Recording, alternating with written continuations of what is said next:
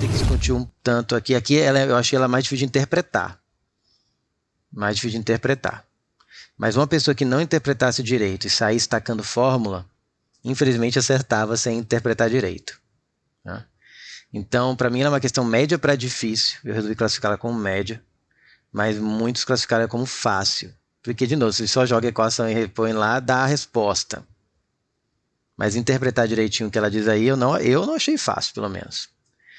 2022, FUVEST 2022. Alguns equipamentos de visão noturna têm seu funcionamento baseado no efeito fotoelétrico. Olha a parte física moderna aí. Equipamento de visão noturna, se enxergar no escuro. Eles têm um funcionamento baseado no efeito fotoelétrico, já vou falar sobre ele. Uma das primeiras descobertas que contribuíram para o surgimento da mecânica quântica foi esse efeito fotoelétrico. Quem descobriu, inclusive, foi Einstein. Quem descobriu, não. Quem descobriu foi Hertz. Foi o físico Hertz quem descobriu. Mas quem explicou, usando conceitos da mecânica quântica e usou para explicar, foi Einstein. Porque Hertz descobriu, enxergou, visualizou, mas não soube explicar. Einstein pegou a teoria de Planck, da física quântica, da quantização da energia, aplicou e a explicação encaixou. E até hoje é usada. Por causa disso, por causa da explicação do efeito fotoelétrico, a explicação, não a descoberta, Einstein ganhou o Prêmio Nobel de Física.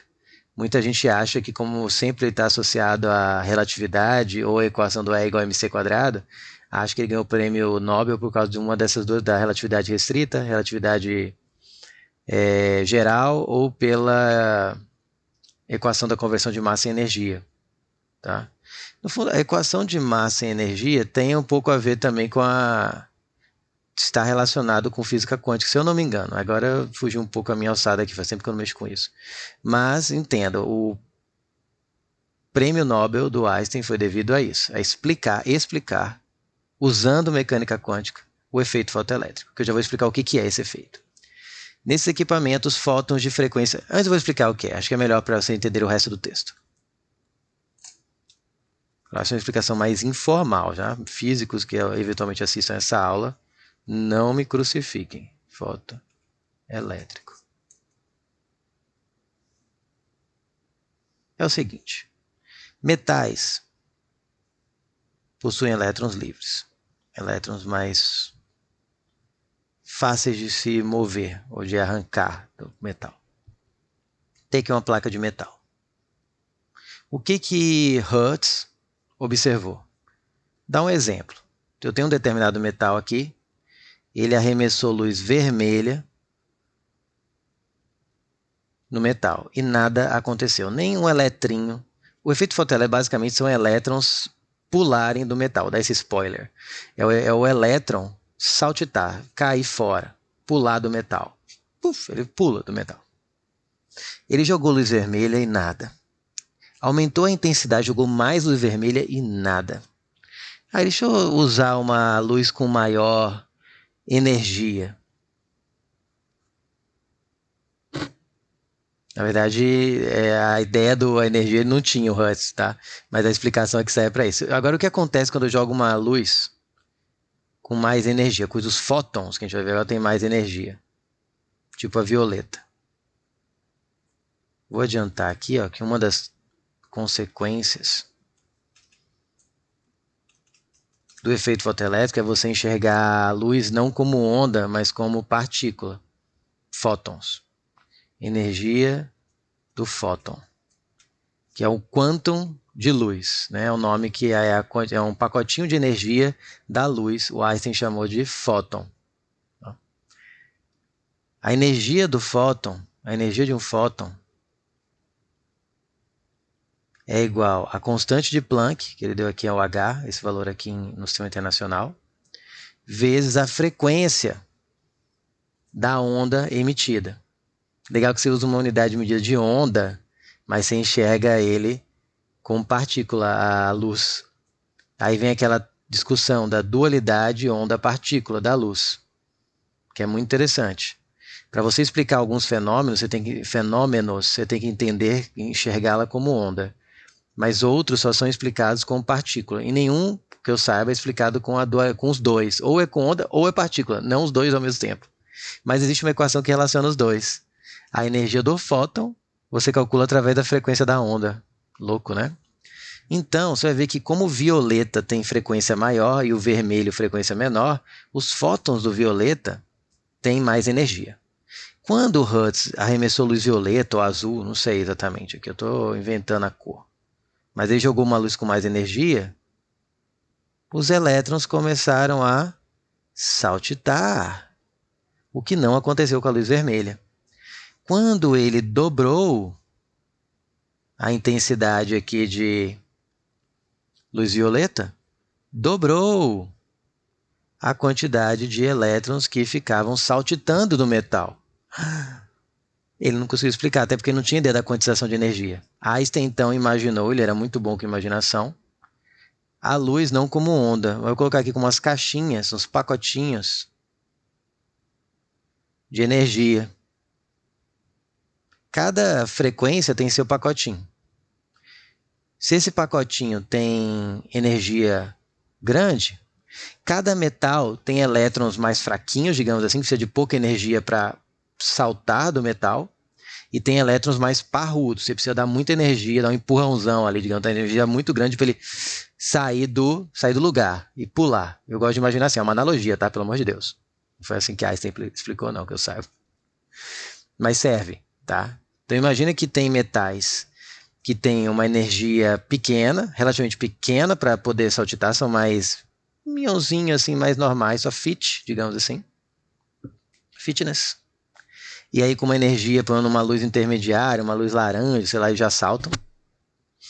E tem outros que precisam de uma energia mínima parruda, mas não sai do lugar se não der muita energia para ele. Senão ele fica ali. Tá certo? Então, eu gosto de imaginar assim. Essa energia mínima para o elétron pular, tá? Que ela é chamada, costuma se chamar de φ, função trabalho. Só que nessa questão você vai ver que ele vai chamar de E0. Tá? Mais uma energia cinética. O que acontece se o elétron falar assim, vou chutar um valor, de 10 joules. Me joga um caixotinho aí de 10 joules, porque senão não sai do lugar. Aí você joga 8, ele, não vou sair daqui. Por isso que quando ele jogar vermelho, imagine que em vez de jogar onda, ele estava jogando um monte de pacotinho vermelho, o Hertz. Não adianta, se o cara não sai com um pacotinho vermelho, como se fosse um cara fortão lá, e você está jogando uma poeirinha nele assim. Você pode jogar 1000 poeirinhas, pode aumentar a intensidade quanto quiser, se ele jogar muito mais pacotes, ele vai continuar parado. Concorda comigo? É uma analogia. Você precisa jogar algo mais pesado para ele falar, opa, e sair do lugar, né? Dá um empurrão, digamos que é um empurrão, você dá um empurrão mais forte. Se você for lá e tocar o dedinho assim, ele não sai do lugar. Mas se for dar um empurrãozão nele, aí ele, opa, saí. Agora eu vou andar. Agora deu energia para mim. Ele não quer sair do lugar. Entenderam a ideia? Então, quando o Hertz jogou luz vermelha, eram pacotinhos fraquinhos, eram empurrãozinhos assim com o dedinho. Nenhum elétron sai. Porque não adianta jogar 1 milhão de pacotinhos. É como se fosse ficar cutucando alguém assim. Ele não sai do lugar. Tem que jogar pacotão. Ou dar empurrão, digamos. Empurrãozão, aí ele sai. Essa é a analogia. Cada metal tem elétron, tem uma função de trabalho diferente. Tem metais que precisam de muita energia para o elétron soltar, outros metais menos energia. Beleza, essa energia chama de função trabalho. Normalmente é denominada pela letra φ, mas nessa questão ele vai usar o E0. O que acontece? Ele precisa de 10 joules e eu dou 15 joules. Os outros 5 ele aproveita para ganhar velocidade, energia cinética. Por isso que eu posso também escrever que a energia do fóton, que eu joguei ali empurrei aquele elétron com essa energia, é o mínimo que ele precisa sair do lugar e o restante vira velocidade, vira energia cinética para ele. Por isso tem essa equação, que a energia do fóton que expulsou o elétron, é a função trabalho desse elétron, a energia mínima para ele sair do lugar, mais a energia cinética desse elétron que foi expulso do metal. É outra maneira de calcular a energia do fóton. Beleza. Deixa eu ver o que eu preciso falar mais aqui. Acho que faltou falar alguma coisa. Tá. Então, quanto maior a frequência, maior a energia, e aí o fóton precisa de uma energia mínima. Mas que eu ia falar. Então o que o Einstein percebeu? Que era isso. Eu não pulava nada, porque se eu imaginar com um quadradinho, eu jogava como se fosse dado um empurrãozinho. E quando eu jogo quadradão, aí ele solta. Quando eu dou empurrãozão, aí quanto mais empurrãozões eu dou, mais elétrons vão saindo. Encaixou a ideia. Então ele explicou o efeito fotoelétrico dando a ideia da energia do fóton, tá? Bom, se precisar explicar mais alguma coisa, eu volto, mas acho que não. Agora, vamos entender o resto do texto. Então, esse óculos, equipamento de visão noturna, vamos já imaginar que é um óculos. Esse equipamento de visão noturna funciona usando esse efeito, tá? Que foi um dos primeiros descobertos do procedimento da mecânica quântica. Nesses equipamentos, fótons de frequência F, aí não fala quanto é o F, emitidos por um objeto. Então, alguém está jogando um objeto. Eu estou querendo enxergar no escuro, tá? Alguns objetos ainda emitem fótons, que são o quê? Pacotinhos de luz. Só que muito fraquinhos. Então, com a minha visão natural, com os meus próprios olhos, eu não enxergo no escuro. Porque quando ele está de dia, ele está refletindo um monte de luz, tem um monte de fóton aí no meu olho. Mas quando está de noite, não. É um pouquinho só, talvez refletindo a luz da lua, alguma luz distante, mas é bem pouquinho. Então ele está jogando um pouquinho de fósforo com uma certa frequência F, emitidos por um objeto, incidem sobre a superfície metálica. Então vamos imaginar que o óculos tem aqui uma superfície metálica. E aí está chegando esses fótons com uma certa frequência F. Eu não sei quanta energia eles têm, mas tem uma certa energia, né? Estou aqui jogando um metalzinho. Esse tem uma certa frequência F aqui. Tá? Então ele tem uma certa energia que é H vezes esse F. Elétrons não são, então, liberados da superfície. Então, quando ele bate aqui alguns elétrons, vamos jogar eles para cá só por efeito para entender o desenho. Quando esse fóton bate aqui, alguns elétrons pulam, mas pouquinho, porque a energia é pouca, né? Com quase nenhuma energia cinética, ou zero de energia cinética. Alguns elétrons são liberados da superfície e acelerados por um campo elétrico. O que ele faz? Ele colocou um campo elétrico aqui. Digamos que aqui é uma placa negativa e aqui tem uma placa positiva. Aí isso aqui atrai, isso aqui repele os elétrons. Então eles ganham o quê? Energia aqui, velocidade. Tá? Então eles são acelerados por esse campo elétrico. Em seguida, o sinal eletrônico, ou seja, esses sinais estão chegando, é interpretado e amplificado. Então esses elétrons, esses sinais são amplificados, essa energia, vou colocar assim. E esse fóton que estava vindo lá de um objeto que eu quase, digamos que é uma esfera, sei lá, digamos que eu tenho uma esfera aqui que está arremessando esses fótonzinhos. Bem de levinho. Eles pegam esses elétrons que saem fraquinhos, tanto que meu olho quase não enxerga, porque é pouco fóton, acelera, amplifica, e aí o óculos de visão noturna, ou que seja, mostra ali a visão noturna ali da esfera, para mim, que eu não enxergaria olho nu. Tá? Gera a imagem, aí sim, meu olho está aqui atrás do óculos, enxerga o objeto que eu estou com o óculos na frente. Então eu acabo enxergando, mas eu enxergo na verdade o sinal amplificado dos fótons que ele emitiu. Mas o óculos gera a imagem para mim, visão noturna. Legal? Continuando. É importante entender, isso aí não era fácil de imaginar, eu sempre falo que vocês têm que imaginar. Isso é física moderna, por isso eu ajudei vocês. E se eu estivesse fazendo a questão antes de assistir a aula, que nem o senhor pede, e eu não sei, Google it.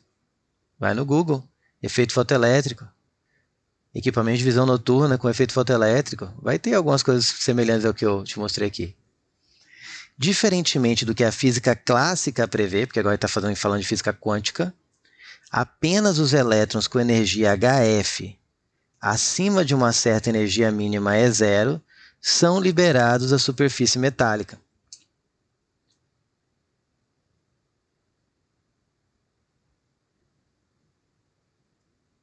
Apenas os elétrons com energia HF, H vezes F, que é a energia do fóton, acima de uma certa energia E0, essa parte que eu achei confuso de interpretar. Pensa com cuidado, ó. Então, apenas os elétrons com uma certa energia H vezes F, que é a do fóton que incide nele, acima de uma certa energia mínima E0,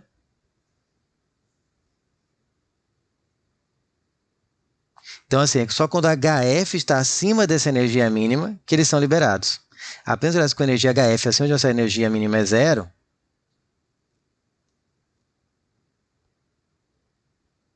na verdade ficaria mais claro se tivesse colocado assim, apenas os... Aqui não está errado, tá?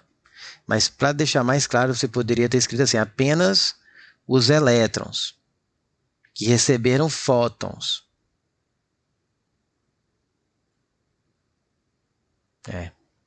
Com energia acima de HF, acima de E0, com HF acima de E0, apenas os elétrons que receberam uma energia de fóton com HF em cima de acima de E0 são liberados, que é o que eu expliquei. O fóton tem que ter pelo menos energia E0 ou mais. A energia do fóton, que é H vezes F, tem que ser igual a E0, no mínimo, para ele pular, mas sem energia cinética, ou mais para ele ganhar um pouco de energia cinética. Foi aquilo que eu ensinei com a função trabalho. A energia do fóton que atingiu aquele elétron, ou melhor, a energia do elétron, a energia desse fóton é absorvida pelo elétron. Você pode escrever que isso aqui é a energia do elétron. A energia do elétron após receber o fóton tem que ser a sua E0, que era a mínima, mais energia cinética. Então vamos ler aqui de novo. Apenas os elétrons com energia HF. Isso aqui deu um nó na cabeça, que colocou elétrons com energia HF. E HF sabe que é a energia do fóton. Mas o que ele quis dizer aqui, e eu até entendo não está errado, o que ele escreveu, só está confuso, tá confuso porque a gente costuma ler de outra forma, é que apenas os elétrons com energia HF acima dessa energia mínima é zero, ou seja, apenas elétrons com energia, apenas elétrons que após a receber a energia HF, que é a energia do fóton, exatamente. Isso aqui, após elétrons, isso aqui ó, é apenas elétrons que depois de receberem o fóton, absorverem esse HF, ficarem com energia acima de E0, é que eles são liberados. É que aqui ele está falando dos elétrons, você tem que entender que os elétrons são após colidirem com o fóton. Após colidirem ou absorverem a energia, né, colidirem com o fóton. Então vamos ler de novo agora. Diferentemente do que a física clássica prevê, apenas os elétrons, aqueles que após absorver a energia do fóton, com energia HF, ficarem com energia HF, que é a do fóton, acima da energia mínima para pular, é que são liberados. Fez sentido?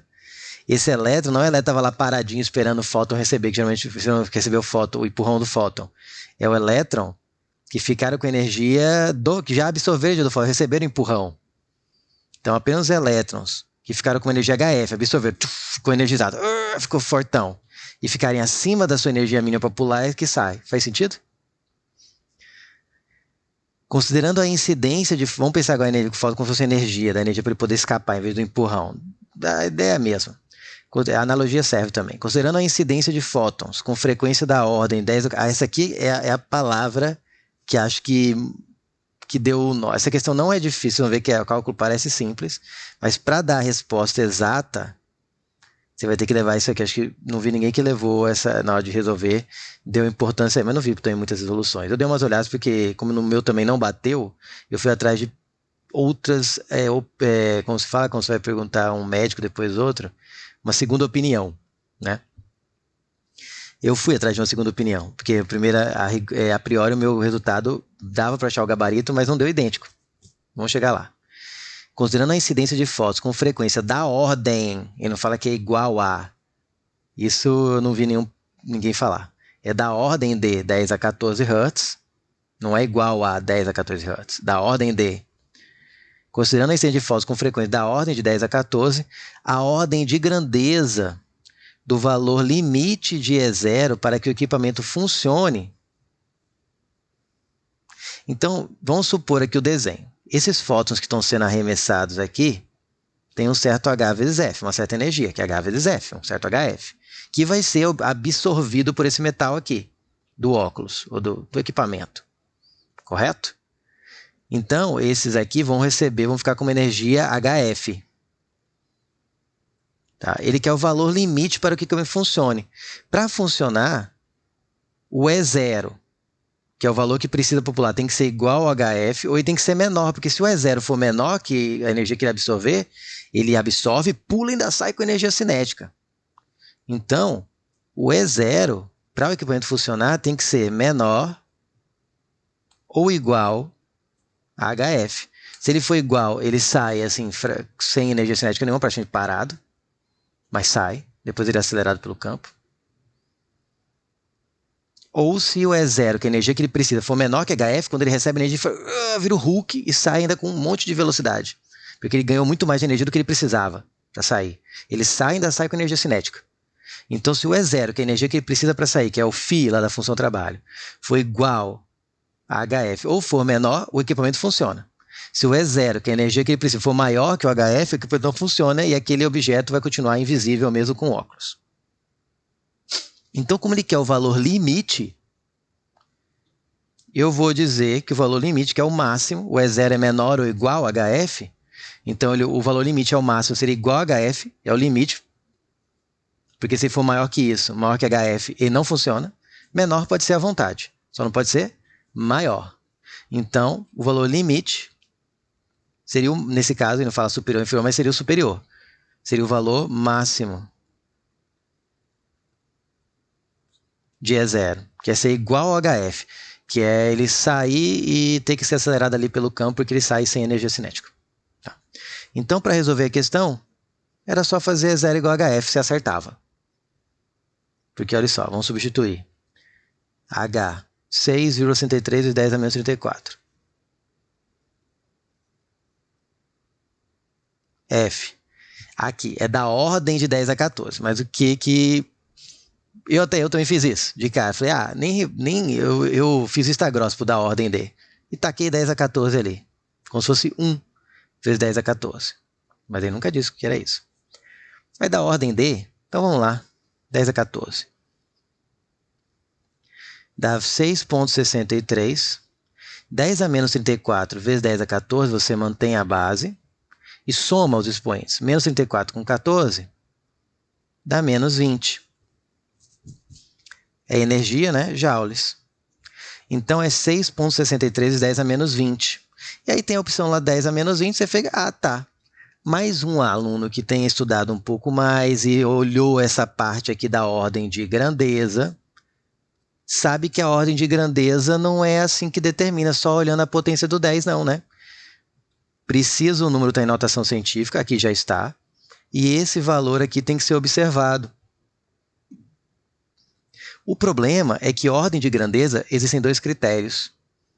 E normalmente a questão diz implícita ou explicitamente qual o critério que ele está usando para dar a ordem de grandeza. Existe o critério da média aritmética, vou colocar aqui.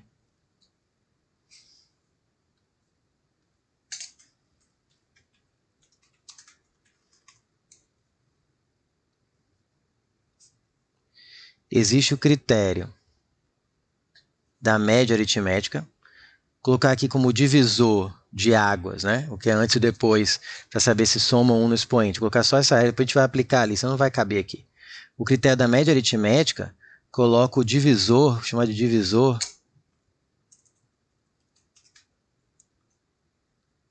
o 5,5. Então, onde ele veio? É a média aritmética entre o valor mínimo e o máximo que pode vir na notação científica. Ela varia de 1 a 10. Qual a média aritmética entre 1 e 10? 1 mais 10, 11. Por 2, 5,5. Então, o divisor de águas, entre aspas aqui, é o 5,5. E tem o critério da média geométrica, que você faz a média geométrica entre 1 e 10. E como os dois critérios são usados, a questão normalmente te fala ou te dá um valor que dá o mesmo critério para qualquer um dos dois. Seria a raiz de 10. O que é a média geométrica? É você multiplicar os dois valores, tirar a raiz, multiplicar os valores e a raiz com o índice da quantidade deles.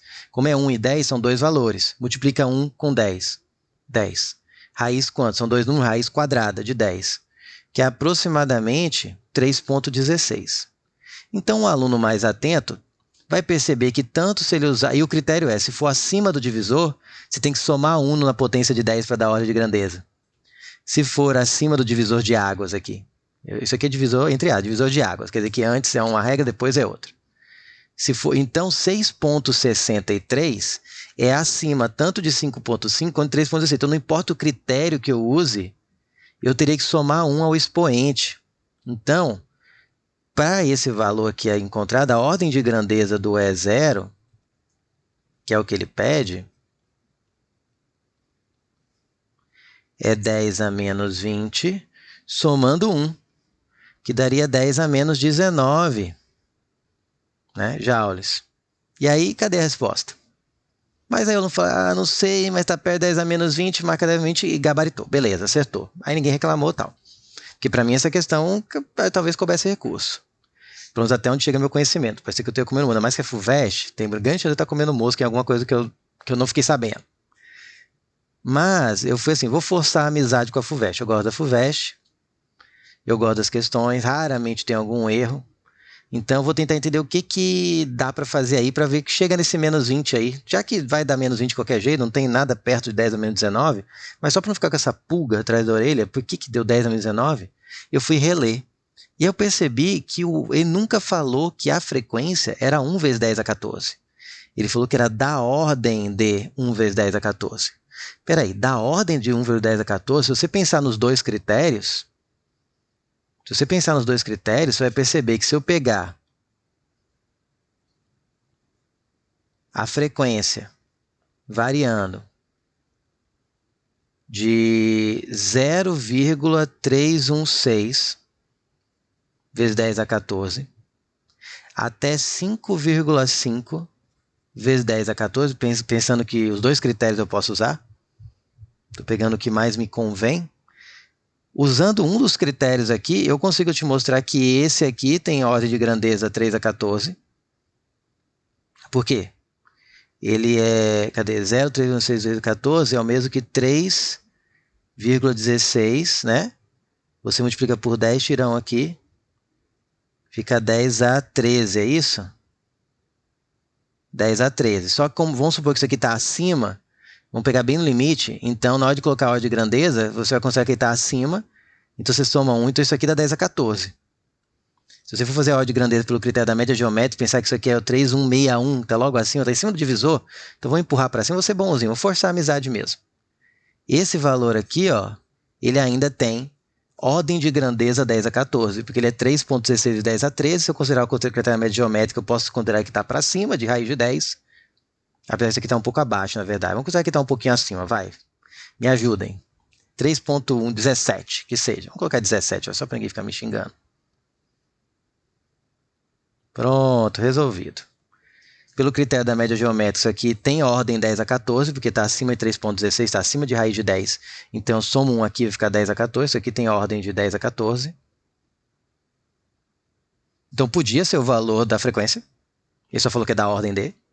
E aqui, se eu considerar que 5,5, colocar 5,4, vai. Vezes 10 a 14, ainda tem 10 a 14. Está abaixo do critério da média aritmética. Eu posso falar que pela média aritmética tem 10 a 14. Então, eu entendo que ficou vago. Não dá para errar, porque não tinha opção 10 a menos 19, mas eu posso assumir, vamos ser amiguinhos da FUVEST, eu posso assumir a frequência, vou pegar um valor bem baixo, esse 0,317. Tá? Vamos supor que a frequência não é 1 vezes 10 a 14, mas 0,317 vezes 10 a 14. Vamos pegar 0,4. Acho que 0,4 já vai dar para mostrar meu propósito. Vamos pegar que é 0,4. Ainda está dentro da questão. É da ordem D. Só que aí não podia ter escrito deve ser. Alguém vai me xingar por isso, eu sei. Devia ter pode ser. Né? Seria melhor. Por isso que eu acho que essa questão ainda podia alguém reclamar lá com a FUVEST. Até onde chega meu conhecimento. Não sou dono da verdade. Só quero dizer como que pode se chegar no valor 10 a menos 20 ainda usando, forçando, mas não muito, os dados da questão. Então vamos supor que a frequência não é 1 vezes 10 a 14, mas sim 0,4, que ainda pelo critério da média geométrica ainda é da ordem 10 a 14. Seria 0,4 vezes 10 a 14. E vou multiplicar pela constante de Planck, menos 34. Quando eu faço 0,4 vezes 6,63, vamos fazer aqui, que eu não fiz essa aqui, eu fiz vezes 0,4. 4 vezes 3, 12, vai 1, 4 vezes 6, 24, 25 vão 2, 24, 26. Pronto. 1, 2, 3. 2,652, a energia é zero, vai para 2,652, 10 a 14 como 10 a 34, dá 10 a menos 20. E aí, tanto faz você usar o critério da média aritmética ou da média geométrica, porque ele tá abaixo de 3,16, que é mais ou menos a raiz de 10, e portanto está abaixo de 5,5. Esse é zero que eu encontrei aqui usando 0,4, que ainda é uma frequência da ordem de 10 a 14, pelo critério da média geométrica, pelo menos, né? Da média aritmética não é não. Não. 0,4 vai dar 4, pelo critério ela tem que ir para cima, vai dar 4 vezes 10 a 13. Pelo critério da média ele fica 4, né? Isso aqui fica 4 vezes 10 a 13. Pelo critério da média geométrica, que está acima da raiz de 10, então ele vai para 10 a 14. Isso aqui tem ordem 10 a 14. Então pode ser. Não falou qual é o critério que ele está usando aqui. Vira esse número. E esse número, não importa o critério que eu use, esse sim tem uma ordem de grandeza de 10 a 20, porque isso aqui está abaixo do divisor de águas. Então ele mantém a potência. Quando fica acima do divisor de água, tem que somar 1 no expoente, né? É menos 20, perdão. Acima do divisor, mas 2,652 está tanto abaixo de 5,5 quanto 3,16. Então, se está abaixo, eu mantenho o expoente. E aí sim dá gabarito letra D, que é o gabarito. Tá, é que eu adoro FUVEST, então eu resolvi ser amiguinho e mostrar como que dava para chegar no 10 a menos 20. E tudo foi porque ele em nenhum momento falou que a frequência era 1,10 a 14. Ele falou da ordem de, o que deixou uma gama de... Então, para mim aqui não era deve ser, mas sim pode ser. Por quê? Eu acabei pegando o E0 e joguei ele para baixo. Né? Enquanto o E0 antes dava 6,73 a 20, joguei ele para 2,652, diminuiu o E0. Enquanto aqui eu buscava o limite superior, que era um valor máximo. Então nada indica realmente que eu tinha que ir para achar o valor máximo, que é igual a HF, mas eu ajudei o óculos, eu deixei o óculos mais sensível. Eu diminuí o E0. Mas em nenhum momento pediu para eu fazer isso, para fazer isso. Tá? Então, para mim, não tinha nada que indicasse que eu tinha que fazer essa forçação de amizade aí e supor que ele era outro valor. Para mim, usando 10 a 14, tinha que dar a resposta.